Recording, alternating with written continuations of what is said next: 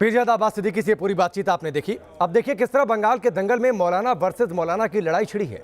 एक अनार और 3 बीमार वाले हालात बन चुके हैं।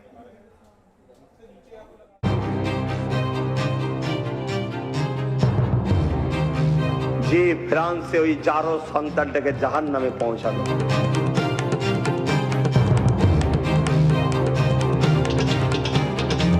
बेटा, तुम जिस स्कूल में पढ़ते हो मौलवी जर्जीस उस स्कूल का हेड मास्टर रह चुका है।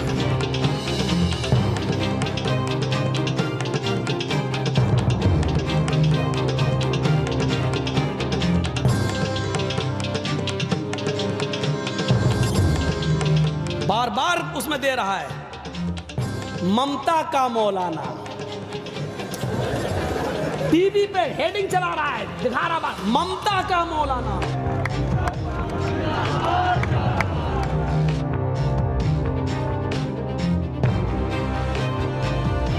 কলম তোমার, কোর্ট তোমার, সরকার তোমার, নেতা তোমার, মিলিটারি তোমার, বন্দুক তোমার, পুলিশ তোমার, फोर्स তোমার, बोम তোমার, सब তোমার।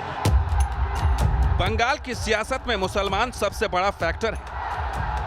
यहाँ की आबादी का हर तीसरा शख्स मुसलमान है, यानी जिसके साथ मुसलमान उसके लिए कोलकाता की गद्दी का रास्ता आसान।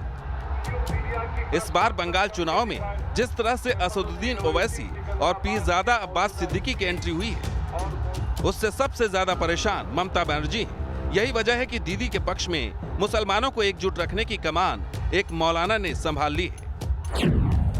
मुझे लग रहा है कि बीजेपी की इतनी नींद नहीं उड़ी जितनी मीडिया वालों की उड़ गई। हाय राम, ये क्या हो गया?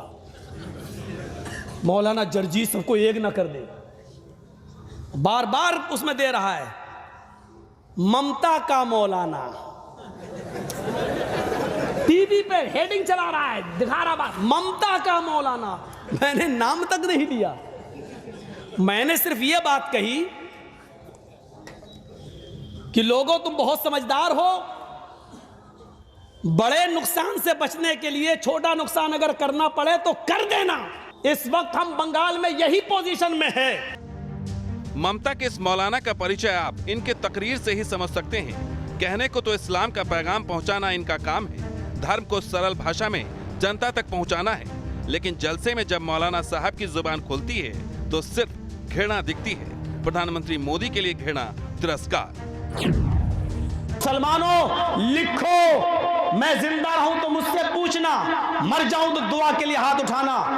जिस तरह फिरौन का नाम इतिहास में लिया जाता है जालिम, जिस तरह नमरूद का नाम लिया जाता है जालिम, जिस तरह हज्जाज इब्न यूसुफ के जुल्म और सितम को लेकर लोग उसको जालिम कहते हैं, जिस तरह यहूदियों का कातिल हिटलर का नाम लिखा जाता है, भारत के इतिहास में आने वाली तारीख में नरेंद्र मोदी को हिटलर लिखा जाएगा, फिरौन लिखा जाएगा, नमरूद लिखा जाएगा, हज्जाज लिखा जाएगा।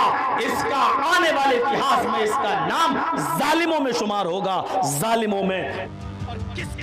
विरोध तक तो सही है, लेकिन मौलाना जर्जीस के मन में देश के प्रधानमंत्री के लिए घृणा क्यों है?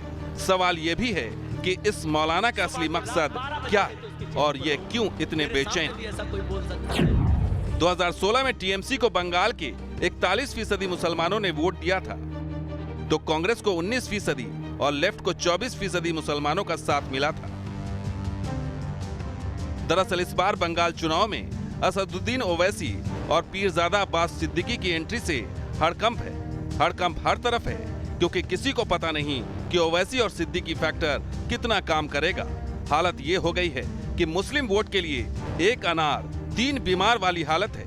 जिस मुस्लिम वोट का बड़ा हिस्सा लेकर ममता पिछले 10 सालों से बंगाल पर राज कर रही हैं, उस मुस्लिम वोट बैंक में सेंध लग चुकी है, और यही ममता के इस मौलाना की बेचैनी की वजह है। बंगाल के वासियों, इस वक्त तुम्हारा बहुत बड़ा इम्तिहान है। हिंदुस्तान नहीं, पूरी दुनिया तुम्हारे ऊपर नजर जमाए बैठी हुई है। देख रहे थे अभी कलकत्ता के अंदर क्या हुआ? जैसे ही एक प्रोग्राम के अंदर आपकी चीफ मिनिस्टर बोलने के लिए आई और वैसे ही जय श्री राम का नारा देकर हिंदू मुस्लिम का रंग देने की कोशिश की गई थी, और उस बहादुर लेडी ने कितनी अच्छी तरीके से जवाब दिया। और किसके सामने जवाब दिया ये देखिए आप, किसके सामने जवाब दिया ये देखिए। मुंह ऐसा करके रह गया। सुबह के रात 12 बज रहे तो उसके चेहरे पर हूं। मेरे सामने भी ऐसा कोई बोल सकता है? जरूरत है मेरे भाइयों बंगाल में अपनी इज्जत व अस्मत को बचाने की। सबको अपनी अपनी पार्टी बनाने का हक है और चुनाव लड़ने का हक है। मौलवी बंगाल चुनाव में ममता का यह मौलाना अपने धार्मिक जलसों में खुलेआम चुनावी प्रचार कर रहा है। लेकिन मैं पागल नहीं हूँ। ममता बनर्जी के गुणगान तो पीएम मोदी का अपमान, और ये सब कुछ हो रहा है मुस्लिम वोटों की खातिर। लेकिन बंगाल का मुसलमान मौलाना जर्जीस के तकरीर से कितना इत्तेफाक रखता है, ये जानना भी जरूरी। हम लोगों की दीदी या बंगाल की जो बेटी है उसी को लोग पसंद करते हैं और उसी की सरकार आएगी। बंगाल के आवाम, बंगाल के मुस्लिम सेक्युलर आवाम पूरी तरह जानते हैं हमें वोट किसको देना है। यहाँ पर एक ही नज़रिया है, आज तमाम लोगों का एक ही नज़रिया है कि ममता बनर्जी का हाथ को मजबूत करना है। मौलाना ही क्यों, बंगाल के सियासी दंगल में इन दिनों एक पीरजादा की चर्चा भी जोरों पर है। चुनाव से ठीक पहले पहले इंडियन सेकुलर फ्रंट बनाया, फिर कांग्रेस और लेफ्ट को मुस्लिम वोट का ऐसा ख्वाब दिखाया कि लेफ्ट अपने कोटे से 30 सीटें आईएसएफ को देने को तैयार हो गई। लेकिन पेंच कांग्रेस के खेमे में फंसा हुआ है। ये वही पीरजादा अब्बास सिद्दीकी है जिसकी जुबान भी जब खुलती है तो जहर ही निकलता है। তবে আমি আব্বাস সিদ্দিকী মনে করি আমার থেকে অনেক মহান শ্রেষ্ঠ ওই ছেলেটা যে ফ্রান্সে ওই জারো সন্তানটাকে জাহান্নামে পৌঁছালো। কেন?